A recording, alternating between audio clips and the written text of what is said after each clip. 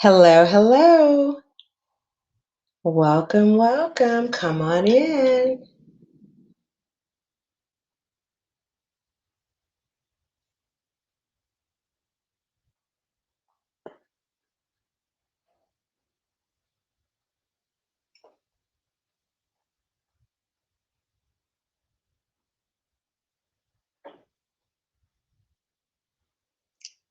Hello, hello. Come on in.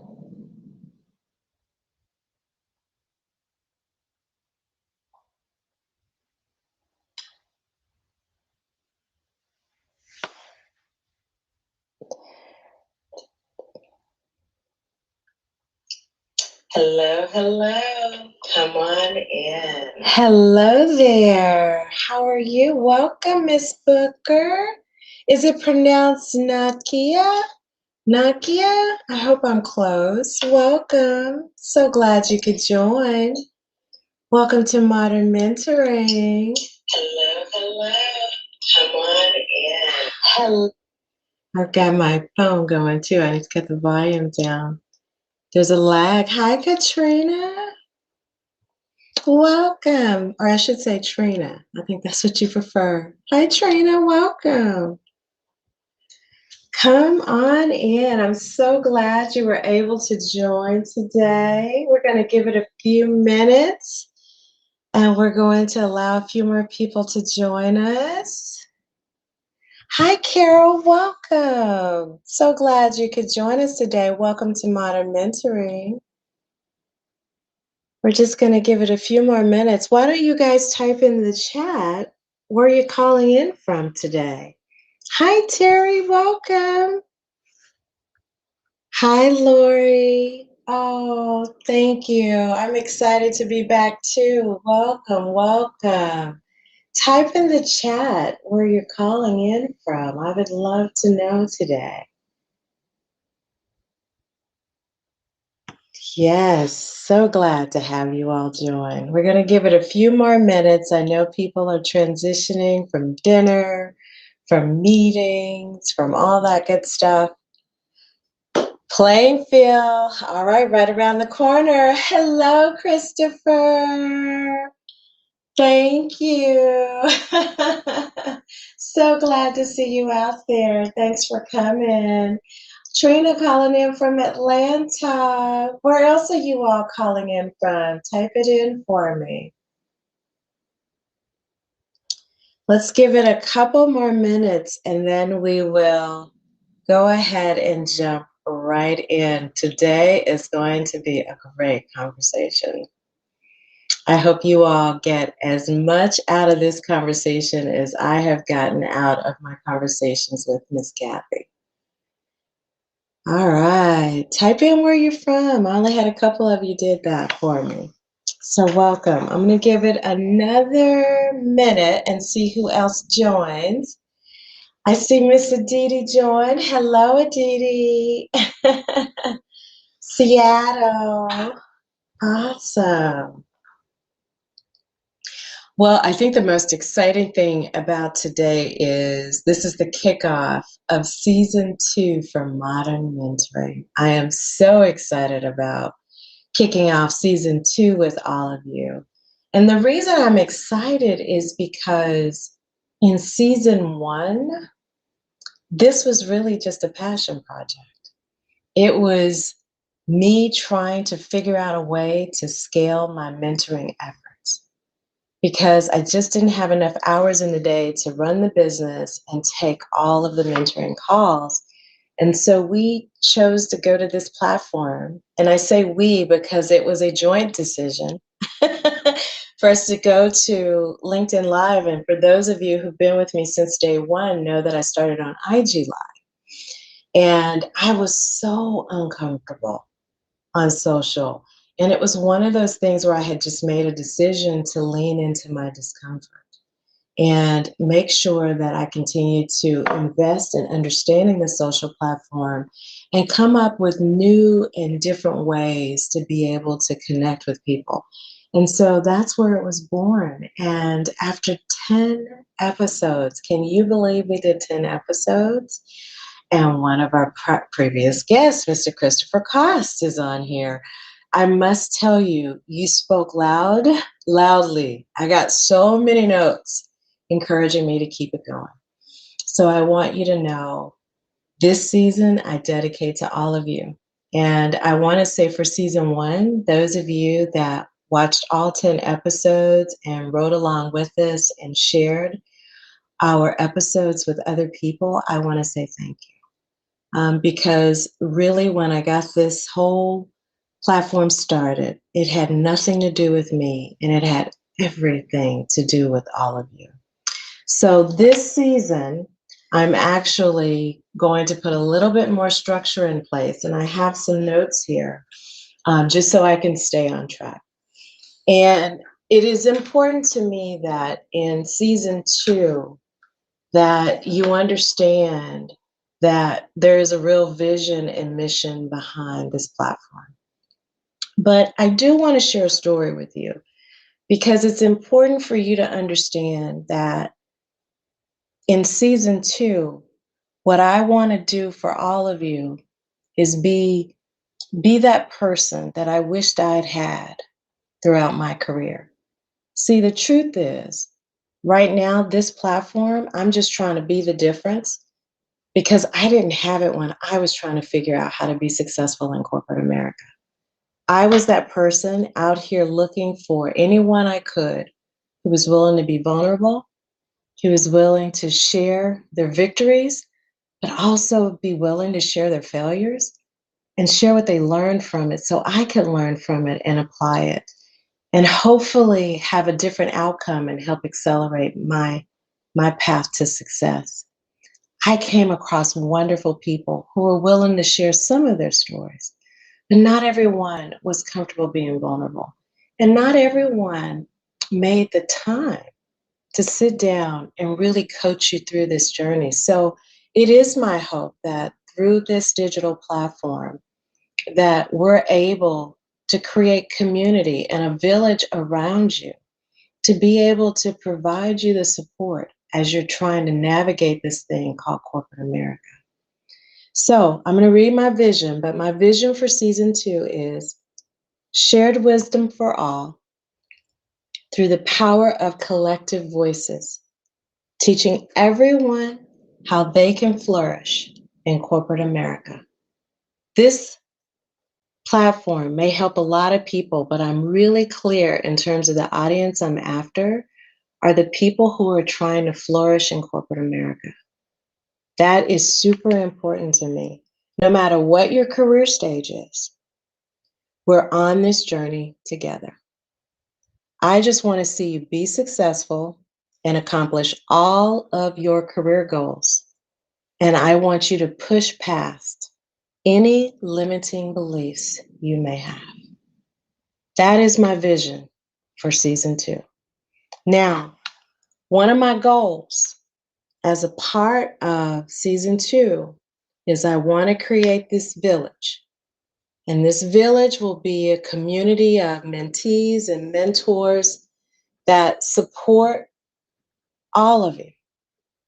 Because I want to create a safe space where you can feel like you can be vulnerable, you can get the support, you can hear about opportunities, you can also understand there are resources out there available to you.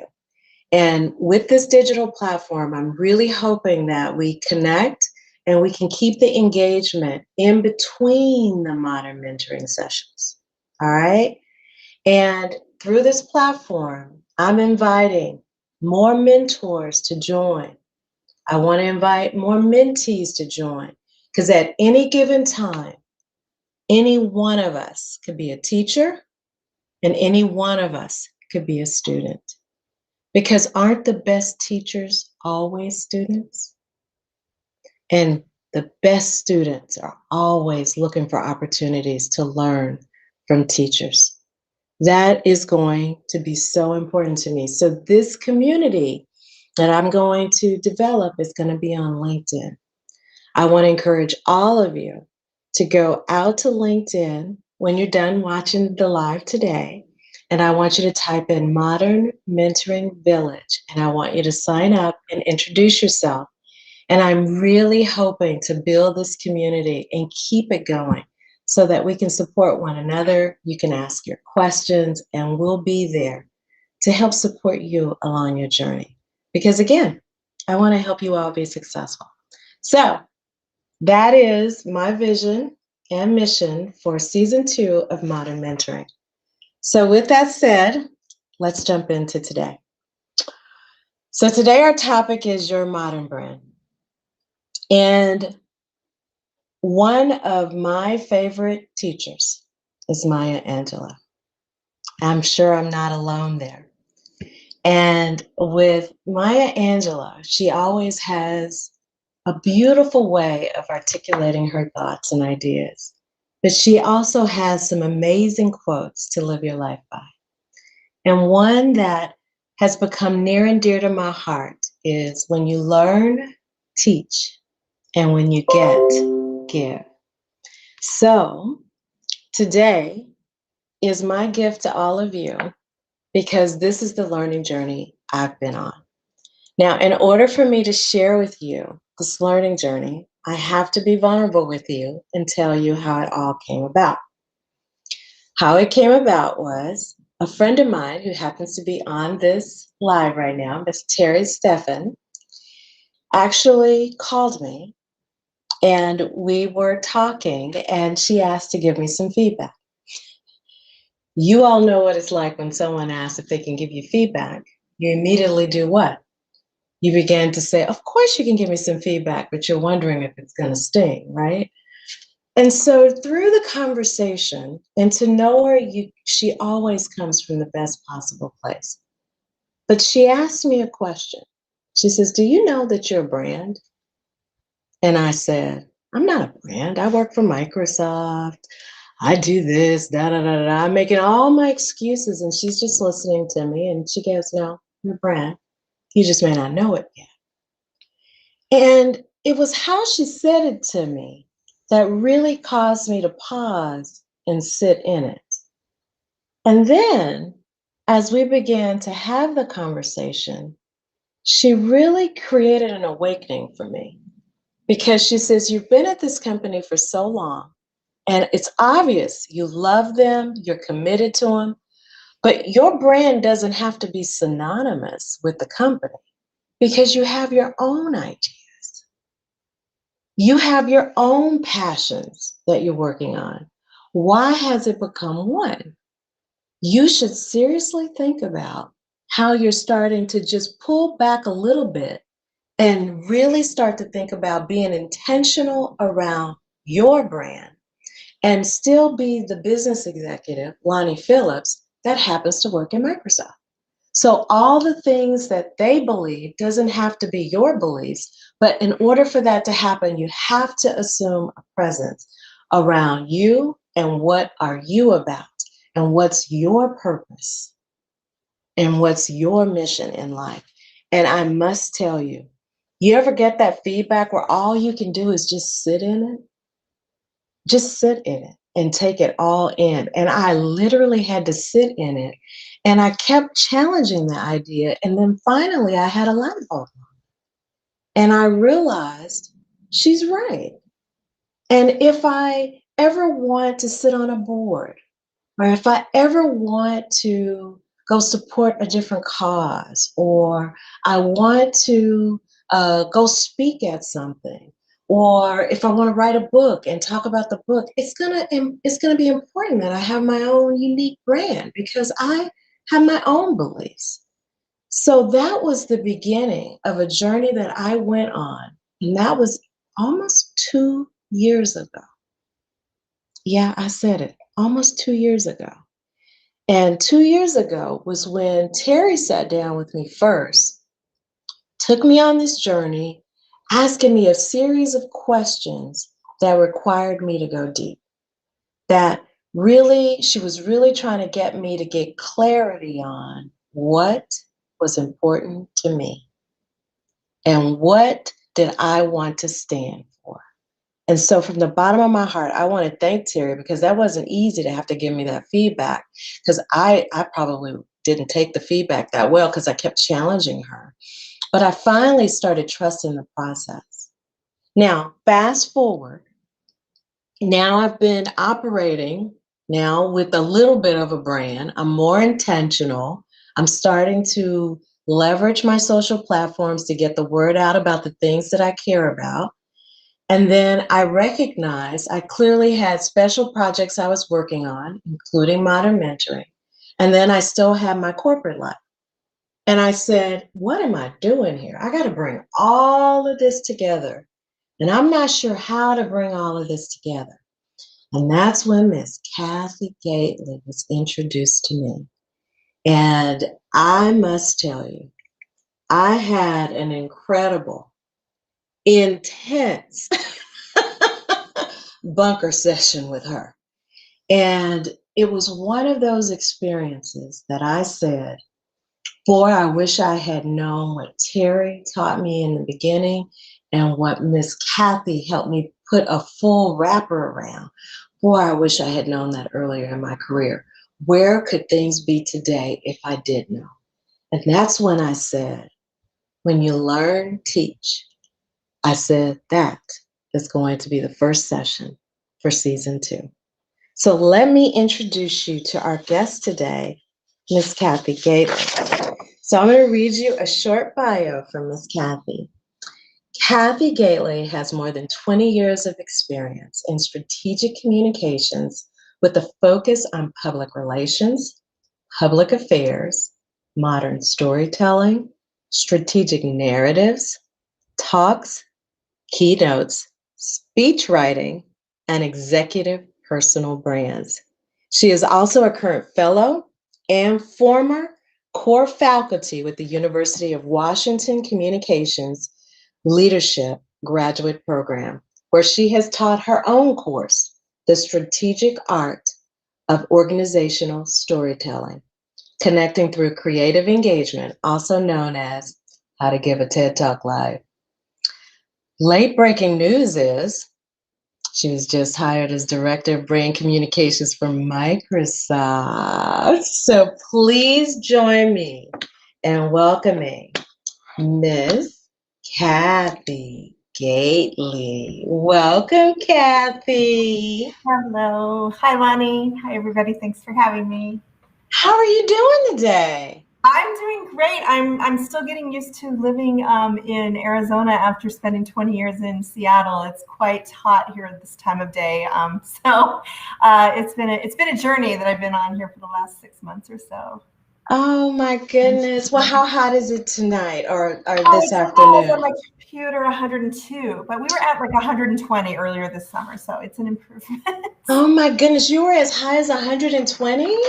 Yeah, it's an adjustment, even for my Oh dog. my goodness. Yeah, for you and your dog. Yeah. Oh my goodness. Well, I have been thinking about this conversation, as you know, for a little while. And I am so excited you could join us today. I think everyone on this call could learn so much from you. So thank you for making the time to help educate everyone. And I really want to share with everyone, let me be clear in terms of what this will not be. We're not going to teach you how to increase your social influence on any of your social platforms and how to grow your platform. Although a lot of the things that she's going to get you started on today could do that for you down the road. But we're not making this about social. We're making this about you. And how do you begin to frame a brand narrative around yourself and who you are, what you're about, so that you can begin to start creating a launch pad for yourself, whatever that might be for you, so that people know who you are and what you are about. Did I miss anything on that, Kathy? Nope, you got it. All right. So why don't we jump right in? So everyone, we have about 5 tips that Kathy's going to take you through. Please grab your notepad because this woman is so full of wisdom. I'm sure the nuggets are just going to come just through the conversation. And I tell her all the time, you take me on this journey and I just kind of got to flow with you. And then what we want to do, which is so important with this platform, is we want to make it really practical for you as well. so that you can begin to walk away from this session and begin to put a lot of what we talk about into action. So with that said, if you have any questions, please put it in the chat. I'll continue to monitor it and make sure that we get your questions answered live as we go through her tips. So let's get started. So Kathy, where do you think everyone should start? Where's the first place they should actually start? Okay, well, and I will say in advance, Lani and I did our homework and actually wrote some of the things down that we wanted to say, because we do have so many ideas and we can go off on so many tangents, but we do have 5 tips. And the first one is make a mess. So be willing to make a mess. And this is my favorite tip, actually, because I think that so many people feel very constrained by anything that is sort of in the ideation category, right? You're trying to come up with your personal brand. You're trying to come up with the talk. You're trying to come up with messaging, all these things that we have to do as part of our work. And, it's hard to stare at the blank page and get started. So the first step is really about loosening up. And one thing that I've tried to do is, even in my own home, for example, with work that's more personal, having a space, like in my former home, I had a mudroom, and I dedicated the whole room to just a space where I could go in and just leave stuff on the wall, and then close the door and come back to it. And so there's tons of tools that you can use to get started in terms of your personal brand. Thinking about how to approach this like an artist, and pulling together everything that you've kind of been carrying around with you, so you can get it out of your computer, out of your head, get it on the wall, and start looking at what I call the content rodeo that is going on constantly in your head, And or I call it the drunken monkey. Yeah. Yeah. And it's just a relief to see it, and you kind of start to see, wow, I am really all over the place. And this is a good thing to do too when you're working in small collaborative groups. Have a space where you can dedicate that. And there's actually some technology tools that people can use for these kinds of things. But this is the content rodeo, and this is where you really start to think about, what has your story been? Like, what does it look like now? And so get your bios, get your CV, get your LinkedIn profile language, start putting stuff up there. And then I'm a big fan of the old school vision boards that came out years ago, and pulling our ideas from magazines and things that I like, because you have to sort of think about the intersection of words and images. And later we're going to get into that as we try to pull together the personal brand. But so that's the first one. And I just, I was always so inspired in the days when I was working in an agency, and I was on the PR side, but I was right next door to the advertising side. And I would always walk down the hall where all the creatives were, and they had stuff everywhere, and I always thought, like, that is just the coolest way to come up with ideas. And then a lot of the people in the PR side were like in their computers typing all the time. So I was like, there's got to be some great combination of those two things to bring these ideas to life. So. Well, so talk to me a little bit about, all right, if they're anything like me, you kind of know how I operate. We've spent a great deal of time together. Mm-hmm. They're saying, all right, you're telling me to make a mess. You're telling me to go pull from all of my CV, my bio. You want me to pull from wherever I've got information out of my head, out of my heart. Let's just be honest. But what are those questions they should be asking themselves so they know what to pull out? I think the purpose of this step is almost like an inventory. Where are you? And it's very enlightening. And you start to see that you're probably all over the place, Mm-hmm. and things, and because later we're going to talk about what to keep and Mm-hmm. then what to not keep. So this is really almost, an inventory is a good way to think about it. Because we are doing so many things. We're doing so many things at work. We're doing so many things in our communities. We have all sorts of things that we could be talking about and could be doing, but we need to get really clear on how we're spending our time, and so that we can communicate that in powerful ways. I like that. And one of the things I think about is look for themes. Mm-hmm. I know that was one of the things that I had to do. I had to look for themes in my career in terms of how do you talk about your background. I think some of us love to have in the bios the lengthy background of all the experiences we've had. How can I begin to start looking for themes and patterns?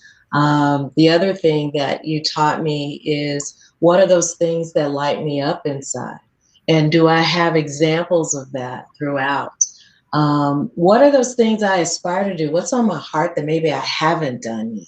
Yeah. How do I get that out and just scribble it? It doesn't have to make sense right now. Like No. Kathy said, it's just about getting it out of your head, getting it off of the pieces of paper, getting it out of your journal, wherever you're storing all of that information, just get it out. I Yeah. think that is so important. Does that speak to kind of where you're headed with that? Yeah, and honoring your ideas, honoring and not being so quick to edit your ideas either. I think that people, it's just it's about freedom. It's about pulling together things, honoring them, letting them kind of breathe, and you start when you see them. I mean, I'm a very visual person, so this helps me a lot. When you see things up on the wall, you start to make connections. You start to connect ideas, and you also much more clearly see, these things don't fit in. These things don't, maybe I should set these over here for a while. So, Yeah, I like that. mhm. Uh, all right. So, what would be step number two? So step number 2 is actually a phrase that we agreed on that was something that you said, Lonnie. So this was a big conversation Lonnie and I had in our work together. Do the lonely work. And that phrase really jumped out for me. And I really appreciate that because I have always been someone who has enjoyed and sort of had quirky ways of working creatively where I like to sort of, sit and I call it creative lounging, like think of ideas, give myself time to just sort of chill out and stare at the ceiling and like unravel my brain. And I don't think that people have enough time in the day to do this. You have to actually be, proactive about setting aside time to just let your mind wander and think about, okay, stop. What am I doing here? What am I doing? Because we're all running. So the lonely work, I think, really also involves this idea of something that I asked myself a few years ago when I was trying to get really clear. One thing for the communications field that has been interesting, especially since digital transformation happened, is that communications has gone from like a few key areas to a lot of different things. And so I was like, okay, what am I going to focus on? Like, because there's a lot of things that I could do, and I could do a huge long list of all the things I've ever done, but I need to get really clear. So the 3 questions that I asked myself were, like kind of the deep questions. And I think it's helpful to even talk to, your close friends or family about this to try to narrow in, because it is, again, the lonely work. But who am I? What do I love? And what does the world need? So what does the world need piece, I think, is really important. You're combining what this is really like about what is your purpose and how does it keep showing up in your life? And then what does the world need is really like, how can you take who you are and all your greatness and your magic and turn it into something in business that has value? That's, I think, really the challenge for step number 2. That question is so powerful. It just kind of sends chills up my spine because you're right. We don't spend enough time thinking like that. Yeah. And I would actually add another question, which we spoke about a little earlier, is what lights you up? Yeah, what lights you up? Definitely. What lights you up? What's that thing, and I'll share this because Kathy knows this. And I'll be vulnerable in front of all of you. I found myself when I originally created my brand getting asked to do a lot of diversity and inclusion speeches. And when Kathy was trying to unpack those things that light me up, I had that moment of where I had to say to her, that actually doesn't light me up. I think this is a time that we're in. It's a lived experience. I'm a leader. It's an important leadership challenge that we're all dealing with. And I have a point of view on it. And I want to share it. But I'm not a D&I expert, nor do I want to be.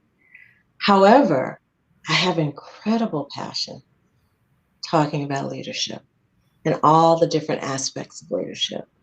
But I would not have known that had I not sat with what is that thing that really lights me up and get me excited? And what does the world need? A lot of people get lost in their passion, but they're not sure what to do with it. So I've always found you go where you're needed. Always go where you're needed, right?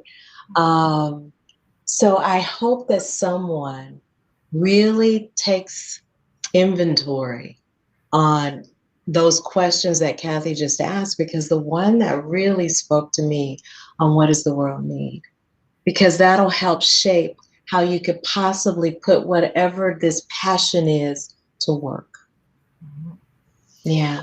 I think, and when I was thinking about this point, I remembered one person who I worked with who, when I first started working with him, I had not met him. I had been speaking to his assistant, and she said, he needs help with this. And so I went and I, of course, searched him up on the web and tried to figure out, okay, what is he doing? And so then the first thing that he said to me when he wanted to see, should we work together? And he said, what do you know about me? And I said, oh, well, I saw that you're doing this, that, and the other thing. And then he said, okay, what am I doing well? And I said, okay, well, you're doing a lot of really amazing things, in the world. And then he said, what am I not doing well? And I said, you're doing too many things. You're kind of all over the place, and I can't really figure out what you really care about. And he was like, wow. And so that was like the moment, I think, when he, sort of had the content rodeo going, like I was saying earlier, and was like, okay, yeah, you're right. And it's a relief to people, because we could all be doing so many things every day, and we really do need to be very purposeful and intentional, which is a word that you use a lot, Lani. Yeah. But like you said in the first one, you got to make a mess first, right? And you got to start big. And I think where people sometimes fall short is not being able to narrow that focus. Right. That's why they're kind of all over the place, and they're trying to make sure they can be all things and not miss their opportunities. But I will tell you, I learned a lot through that process with you. So what would you say step number 3 is? And before she does that, I'm not seeing any questions come through. I'm hoping, give me some feedback. Is this landing with you? Is it resonating with you? What have you taken from the conversation so far? The Drunken Monkey conducts my content rodeo. All right, Miss Ashley. She's dying. She's laughing. So I just want to make sure that everything we've talked about so far is landing. That is really important to us. If you have any specific questions about anything we've covered in step 1 and 2. So why don't we go ahead and share step 3. All right, thanks, Lori, for the feedback. Yeah, thank you. I love the comments. So we kind of got ahead of ourselves as we were getting so enthusiastic about where we're going with this. But the third one is narrow in. So this is the place where you start to look at everything, and you're looking at it's like a constellation at this point, hopefully. This is what we're hoping for, right? It's this huge, it's like a table with all your stuff on it. It's the wall. It's, you're starting to see where you are. And so this is the time to really start thinking. Now I'm going to say like a comms person, like a PR person, like someone who's saying like, let's cut to the chase here, right? Because everybody has audiences, right? Everybody has something they're trying to get across. And, one of the primary rules in communication is people can really only remember 3 things. So if you always have that in the back of your mind, like, okay, really, how many things? So if you think about your constellation, you think about 3 things, that's a big gap, right? So one thing that we brainstormed a few questions here to ask yourself. So what isn't you? What have you outgrown? And Lani, you touched on this a little bit.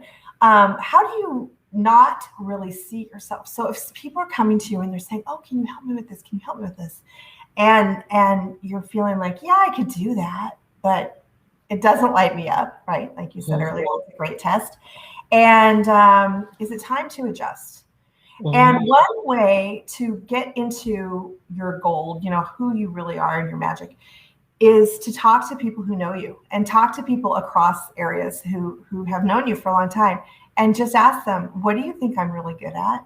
What do you Mhm. think is what is my thing?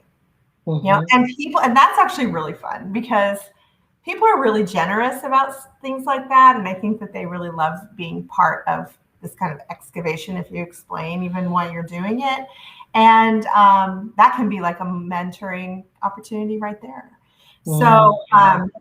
so the whole point of this step is to get to your essence. And this is going to help you edit, right? Because you're going to get feedback from people, and people are going to tell you, this is how I see you, or these are your strengths. I saw you do all these things. It's amazing. And then you're going to compare that to your wall or your table where you've got all these things spread out, and things are going to start clicking for you. Mhm. Mhm. They are. I would agree. It's going to start clicking. We Yep. actually have a question I'd love to infuse right here. What's the very first step you would take if you were a new small business? Oh, um, I would say mission and purpose, figuring that out, and figuring out who your key audience is, or key audiences. I think a lot of times people don't think about the idea that it's all about your audience. So that would be like your customers. What do they need? And that's really like if you study customer obsession, and that's a really big point, I think, for a lot of the big companies right now, talking about that in particular. Figure out what your business is and what do people need and what the intersection of those two things are. Michael, I hope that helped you. That was a powerful answer, and I would have to share with you at Microsoft. I think that's one of the things that has really made the difference for us as a company is getting really clear on our mission and making sure everyone understands the mission and how they can see themselves through that mission as well, and understand how they can connect their purpose and passion to the mission. So I think she's giving you some wise counsel there. I hope that was helpful. Why don't you give us some feedback and let us know if that resonated? I'd like to So, give one thing to that really quick, Lani, is sure. where is your, I would say, especially with a small business, where is your heart as it Mm, relates to what you're saying your mission is? Because that is the reason that people will want to work with you. all right. I'm going to take Michael, let us know if that worked for you. I would love to get some feedback from you. I hope that helped. So, what else would you say about narrowing in? Because that was hard for me. Yeah, this is where I love physically having things on the wall. I mean, I've been in brainstorms with, a group of people, for example, at work, where we've moved so many things around and reorganized ideas, and then thought like we had a really great idea over here, and then we're like, that doesn't work anymore because we got all these other ideas, and now these are better, and we need to get rid of that. And so I think that it's getting comfortable with letting things go. And I know that Yeah. it's really hard for all of us to do that. It is hard. It is hard. But I see Renee says, I need to get better at condensing my points into three things. I think we all sometimes struggle with that. We really end up with 10 things, and Yeah, that's hard to remember. right. So we need to do a better job of condensing it down. So what would be step number 4? So step number 4 is don't play it safe. And there's a quote that I really like, and I tried to figure out who said it, and I don't know who said it, but I do love this idea, which is don't be afraid of being different. Be afraid of being like everyone else. Yes. Yes. And I think that, there it feels like there's like a certain amount of safety in being, if you're especially if you're starting something new, like, okay, what is everybody else doing? Okay, it seems like this is where the business is. And that's just going to be an uphill climb because you're just going to kind of blend in, right? So you do need to think about, there's no right way. It's about figuring out who you are uniquely as a person and what you bring to a business space, whatever that is. So it might feel safer for a while, But this is where the personal branding thing comes in. When you have clarity, you're going to start to feel a lot more confident. You're not going to feel very confident if you don't have clarity and you're trying to say too many things. Yeah. That's powerful. You know, so many of us have spent so many years trying to fit in. Yeah. So it's hard to think about standing out. And I want to give everyone on here permission to say it's okay to be different. I guess one of the things I had to learn, and I think I've shared this in future or in past sessions, I've said, you have to be comfortable enough in your skin where you're not trying to fit in anymore and recognize that your difference is your superpower. And when you start to embrace your difference as your superpower, it kind of is very empowering because you're not trying to fit in anymore because you recognize you got something special that not everyone has. Now, how do I take that and create some language around it to be able to not make it feel so uniquely different and weird, but uniquely different and special? Yeah. Right? But for someone like me, as you know, I'm always looking for someone to wordsmith something to make it sound special. Because I'm like, I don't know how to make it sound special. I need someone who's got that gift like you. But I also want to share, as you're doing the narrow in work, one of my experiences as we were trying to narrow in our story is it just takes time.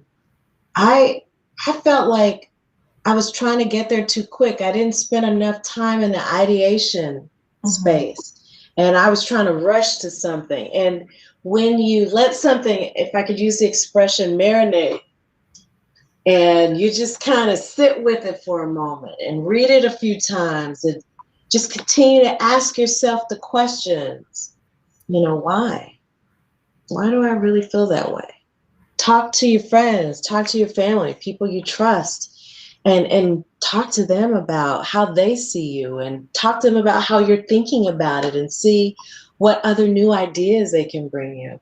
And then really trying to hone in and narrow that focus. I mean, that is so important. But as you also stated, things evolve. There are things that work for us once that when I first started 2 years ago, that I could clearly say today, I tried that on. That didn't feel as comfortable for me. Right. And that's not what I want anymore. I think everyone needs to understand that it's not something that one and done. Right, exactly. Right. I mean, even huge brands evolve. I mean, people have new campaigns, people change their logo. I mean, it's an evolution. It is an evolution. Hi, Nyasha. Sally Jewell, former CEO of REI, said when she was in baking as a woman back in the day, all the customers remembered her because she was different. People don't remember you if you like everyone else. There's nothing memorable about that at all. Right. But when you're different, there's always something people can talk about. I remember this about Kathy, or I remember this about Nyasha, or I remember this about Ashley or Michael.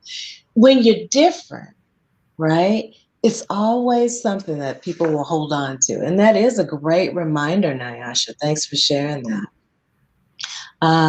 It isn't only okay to be different. Mr. Christopher Koss says this. It is amazing to be not identical to everyone else. Absolutely. Standing over that. Absolutely. Thank you for that. Letting it marinate until it feels uncomfortable gives you something to work from. Right. Absolutely, Terry. That's well said. Well said. So let's get to our last tip.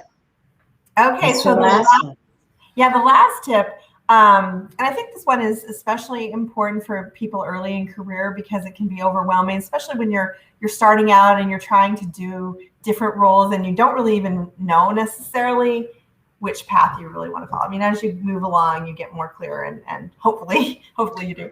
But no, I think, it's important to say that there's no rush. I mean, we're not Nike, all of us, we're trying to come up with our personal brands. We're trying to figure out how we can be different. And I think that also one thing for this point that I'd like to say is people can waste a lot of time focusing on what everyone else is doing in the space that they're in, like checking out your competition. And of course, you're going to like wonder, what are people doing in this space? Because you want to know, like, is there a business here, right? Is this a valuable thing to be doing in business? So you want to know what people are doing. But at the same time, you can kind of become a little bit too obsessed with what people are doing in your area and see all the books people have written and all the things that people have done. And you kind of feel like, oh, well, that's been done. And how could I ever, do that and just go down that rabbit hole? And I think that there's a point to be aware. And then there's a point to just focus on what you've created in your own world and what you've been working on for yourself. So like I will say, for example, like if you look at my LinkedIn and you look at my summary, it took me years to get clarity around what I was really specifically going to focus on, because I had been kind of this comms generalist and grown up through the ranks of agency and all that. And even in the beginning of when storytelling came out, people didn't really, like, a lot of people thought it was really exciting and interesting. And a lot of people thought, oh, storytelling, what is that? They would kind of make fun of me. And so I had to get really clear on what I had to offer and why I thought I was good at it and what my background was. So I think on this step, be deliberate, take it one step at a time, and start with manageable things. And again, going back to your wall or your table or whatever you have going, look at your, start working with things sort of in tandem or in small groups, like your CV, your bio, your LinkedIn profile. Like, start to make things work together and make them seem like they're related, right? As opposed to, oh, well, I said this in my bio, but that doesn't really go with my LinkedIn, and, these kinds of things. And then also things like, really pretty, I wouldn't say easy things to do, but things that people kind of overlook, like the background cover photo on your LinkedIn. Like, is that different than other people's? What about your profile picture? How does that reflect who you are? Because some people don't even have profile pictures on LinkedIn. Like, they're like, oh, I don't really need a profile picture, So there's so many little pieces. And so as you have your room of the content rodeo and the narrowing in going on over here, in your forward-facing world, you can start putting things out that are, crafted based on all the hard work that you did behind the scenes. So that's mine. You said a lot there. So let me come back to the fact of how long it took you to come up with your LinkedIn about section, which is that little narrative about who you are. Mm-hmm. One of my key lessons from talking with you is that it should be evolving. Yes. And you should, as you're thinking about things or you have new experiences, you should be keeping it updated, right? And so keep it fresh. Mm-hmm. So that's the thing that I took from that. Also, I heard and learned the importance of consistency.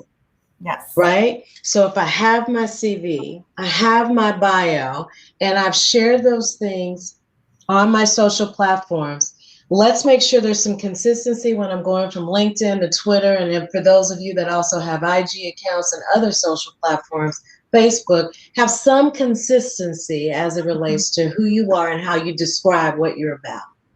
And the other thing that I heard is about the backgrounds and the bio. I want to address, pictures. I want to address pictures because I get a lot of comments on my pictures. And Kathy kind of knows the story. So when I went on the journey that Miss Terry Stefan put me on, one of the things that I had to acknowledge was that I didn't have a good quality picture. So I'll make some of you laugh, and some of you may be in the same boat. This is literally how I created my first pictures that I would use. And let's just be honest, I used them up until 2 years ago when I had the real photo shoot done. I would go and I would do a fair job of doing my hair and makeup and putting on a cute top and having a jacket. And I would go get my camera and give it to my husband. And I would go find a white wall in my house and I would practice posing trying to get a good headshot. And then I would say, take about 50 pictures and I'll find at least one that I can edit and it'll become my headshot. And you know what? For those of you that are operating off of a very small budget, that might be where you start. Because trust me, I probably was there way too long. But for those of you that are trying to step and you want to take it to the next level, and you do have the resources to be able to go get you some professional headshots, I want to encourage you to do that. Now, I went even one step further because I knew with my job, it gave me a platform. I was speaking a lot. People are always wanting my photo for things. And I didn't want one photo. I wanted a variety of photos that I could choose from. So I did make sure that I had a set of photos that had different looks, and I did it in one day. So I used someone in Chicago by the name of Jason McCoy. He's a brilliant photographer, and I thought he was really great at doing creative shots and doing really nice structured shots. And I just spent a day with him, and I had like 5 or 6 changes of clothes, and he brought out the best in me because I'm not a model and I wasn't comfortable. And I was awkward. And he helped loosen me up to get me to try to bring out the essence of my personality in my photos. And for those of you that have the budget for that, I would say get a couple of options, because one of the things that I got tired of is looking at the same old headshot over and over and over again. So I wanted some variety. And for those of you wondering, I just went through it again, so I hope to unveil those photos soon. But it is something that I do believe you should invest in if you have the resources. But for starters, at least have a headshot that resembles you. I know some people like to go get icons that they go in, or images that kind of look like them, but not them. There's nothing like the photograph that shows us who you are. But I'll stop there. Do you have any thoughts on that? People who just kind of use any old thing for their photos on these different platforms? Oh yeah, no, I think you need to put a lot of thought into it and think about, I mean, that's the first thing that people see, and they're going to make a judgment right off the bat. Yeah. And Yeah. it needs to fit the brand that you've come up with on your wall. It does need to fit your brand. It does.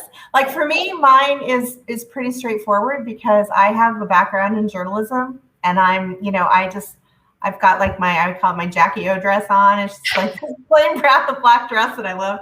And it's just pretty straightforward. Yeah. Yeah, I love it. I love it. So I want to encourage all of you. I think these were great tips. So why don't we summarize the tips, and then I'll let you do a closing, and then I'll do a wrap, because I see we're about 7 minutes till the top of the hour. Oh, wow. Okay, so you want me to go through the list again real quick? Why don't you just summarize the tips and then do your closing? I know you had a few thoughts you wanted to share. Okay. All right. So the first one is make a mess. So find that wall, find that table, find whatever it is that you want to work with to work your magic and get through the muddle. The second one is do the lonely work. So remember, that's who am I, what do I love, and what does the world need? Those two things. Try to figure that out and make sure you put those on that wall so that you can see how all the things on your wall interrelate with those questions. The third one is narrow in. This is the editor phase. And you can get help with this, because if you do the questions, I think that will really help you. When you ask other people and get their opinions and you try things on, and you see like, wow, this is how people see me. Is that how I see myself? And is that where I want to be? Are these the things that I love? And then the fourth one is don't play it safe. And you have to be different. And I think that people have been given some great examples from the audience of things where that just really made all the magic. And then the fifth one is to be deliberate and take it a step at a time. Go at your own pace. This is not easy. You can do what you want to do when, and start small if it feels overwhelming, and get some partners. Get some people to help you. Get some people to help you edit your resume. Even just start there. Um, and so that's the summary of the points. And I think the last one that I love to tell people, going back to that whole idea of stop wasting time looking at what other people are doing. And, and I always say, like, I love that picture of Secretariat we were talking about. I used to love horses and horse racing, and I loved Secretariat. And that photo of Secretariat winning the Belmont Stakes by 31 lengths. I mean, racehorses, they know how to, like, forget the competition. We know it's out there. You just run. You run your own race. Run your own race. That picture, right? So, yeah, that's how you win. That's how you win. You run your own race. Yes. And don't get so hyper focused on what everyone else is doing. So, Kathy, thank you. Thank you. I am just so grateful to have you in my life. I've learned so much from you. I keep telling you that. And I look forward to continuing to learn from you. I hope today our guests were able to take so many tips away that they're able to practically apply. Such great tips from Nakia Booker. So I hope I'm not mispronouncing your name. So I'm really hopeful that they're able to put them into practice and really begin that first step on the journey of really starting to frame out what their brand is. Please know this is extensive work that you can hire consultants to help you with this. It takes time. Don't rush.